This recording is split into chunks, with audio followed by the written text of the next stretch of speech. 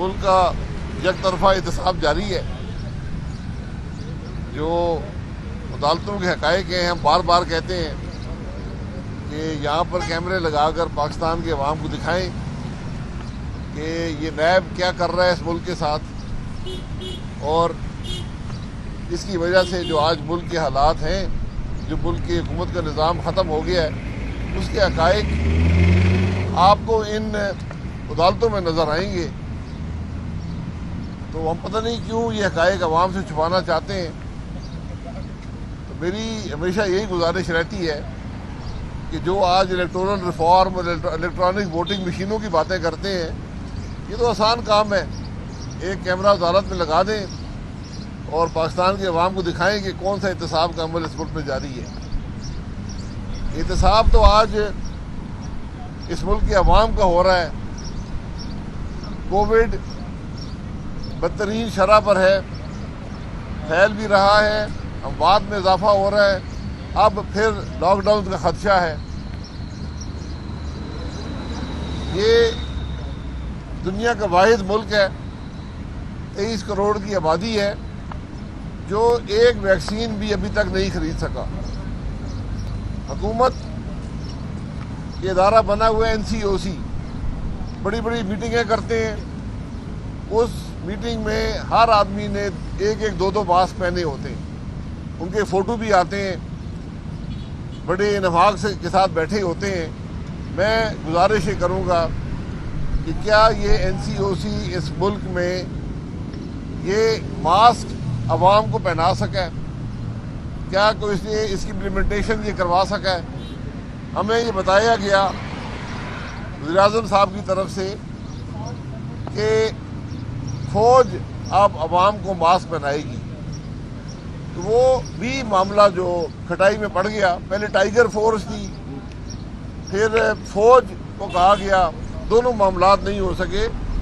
دو چیزیں میں گزارش کروں گا کہ مہربانی کر دیں اس ملک کے عوام پر.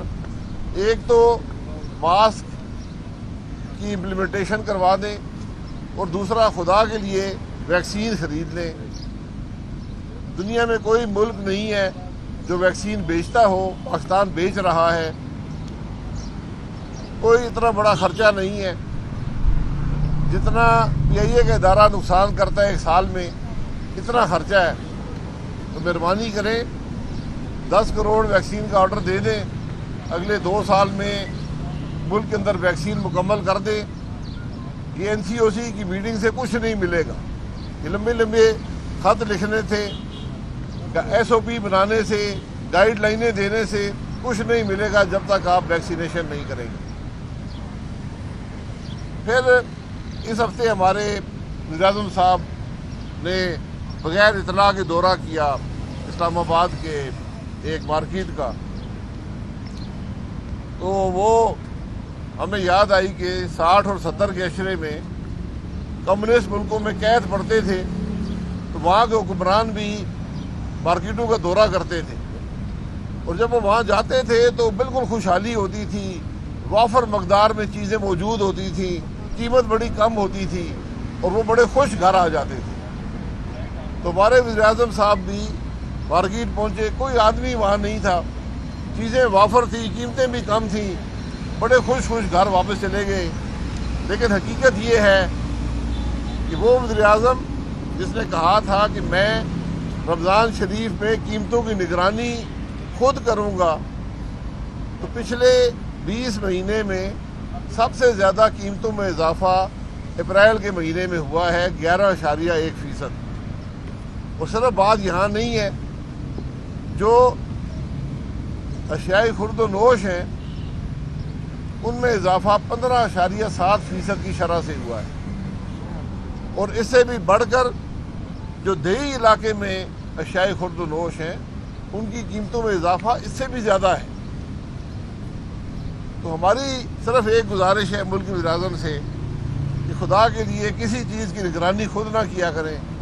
جس کو آپ ہاتھ لگاتے ہیں وہ تباہ ہی ہوتا ہے.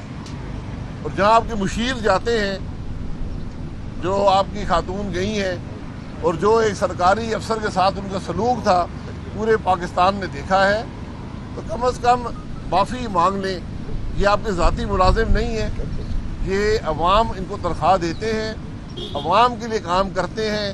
آپ کے تماشوں کے لیے ان کے لیے وقت نہیں ہوتا کہ آپ وہاں پر کیمرے لے کر آئیں اور لوگوں کو دکھائیں جو حقائق کو توڑنے اور مروڑنے کی کوشش کریں جس طرح وزیر اعظم صاحب نے کی ہے.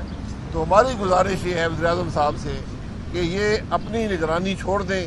جس چیز کو آپ نے نگرانی کی ہے وہی اس ملک کے عوام کے لیے بوجھ بنا ہے.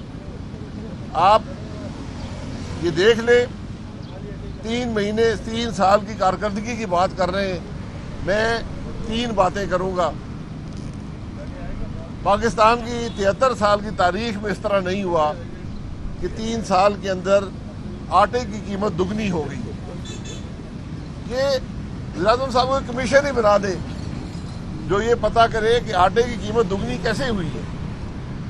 آٹا تو ہم خود پیدا کرتے ہیں، گندم ہم خود پیدا کرتے ہیں. چینی کی قیمت دگنی ہو گئی ہے. چلے وہ چینی معافی آئی، اس نے وزیر اعظم صاحب کو بیوقوف بنایا، انہوں نے باہر بھیجنے کی اجازت دے دی، ملک کے اندر مال نہیں تھا.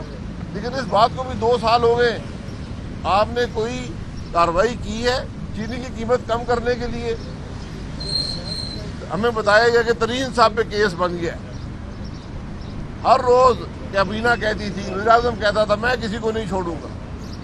اب جو افسر کر رہا تھا تفتیش وہ بھی نکال دیا گیا ہے. ایف آئی اے نے عدالت میں کہا کہ ہم سے غلطی ہو گئی ہے ترین صاحب کا نام ڈال کر. اور سب سے مزے کی بات یہ ہے کہ جو کیس بنائے گئے اس کے اندر چینی کا کوئی تعلق نہیں ہے. یہ آج کے حقائق ہیں. بجلی جو ہے 200% بجلی مہنگی ہو گئی ہے 3 سال میں. 200%.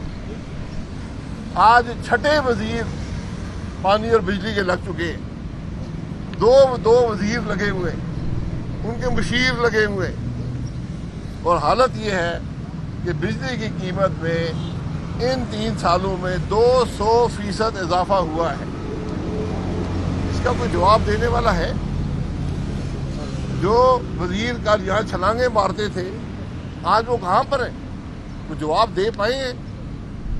نہ صرف اس میں اضافہ ہوا ہے، جو سرکولر ڈیٹ ہے وہ آج اس شرح پہ پہنچ گیا ہے کہ وہ ناقابل برداشت ہے. ملک کی معیشت برداشت نہیں کر سکتی. یہ چند حقائق آپ کے سامنے رکھنے تھے. باقی لمبی کہانی ہے، ہر روز اس ملک کی سرکس میں ایک نئے کہانی کا اضافہ ہوتا ہے. بہرحال وہ ہوتا رہے گا. آپ کو کوئی سوال ہو تو؟ اچھا بھائی صاحب، مسلم لیگ نون الیکٹرانک ووٹنگ مشین کی بڑی مخالفت کر رہی ہے.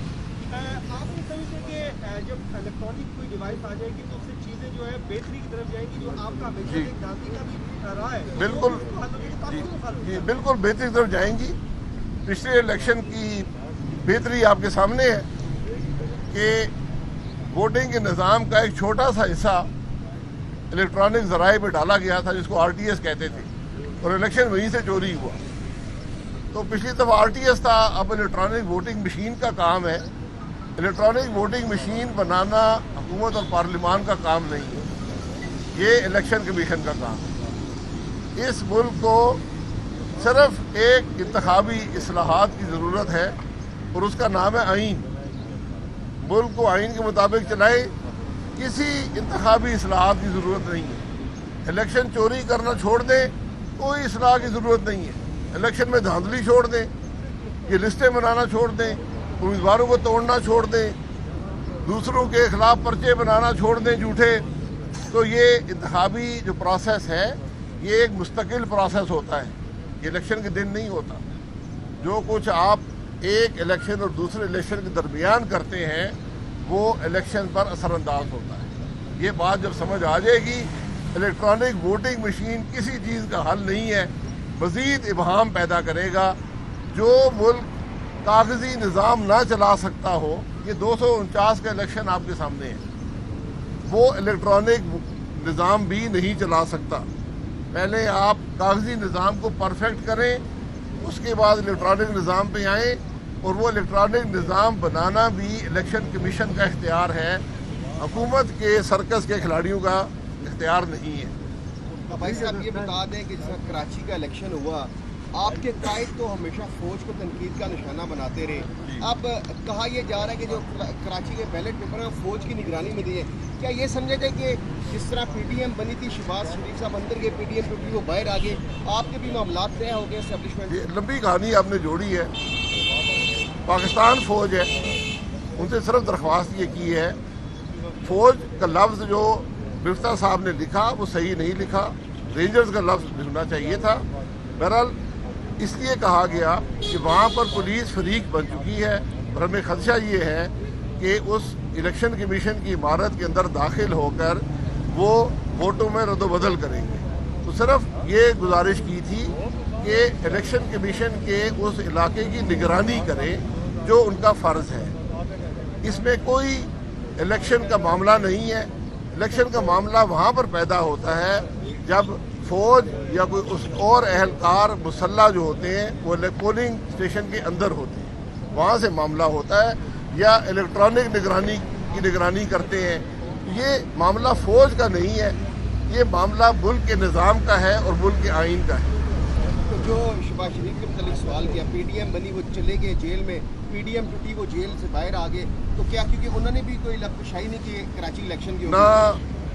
نہ شہباز صاحب نے پی ڈی ایم بنائی ہے, نہ انہوں نے اس کو توڑا ہے. پی ڈی ایم قائم ہے, ایک تحریک ہے, ایک بیانیہ ہے, اور وہ وہی ہے جو الیکشن بھی حل کرے گا کہ ملک کا نظام آئین کے مطابق چلے.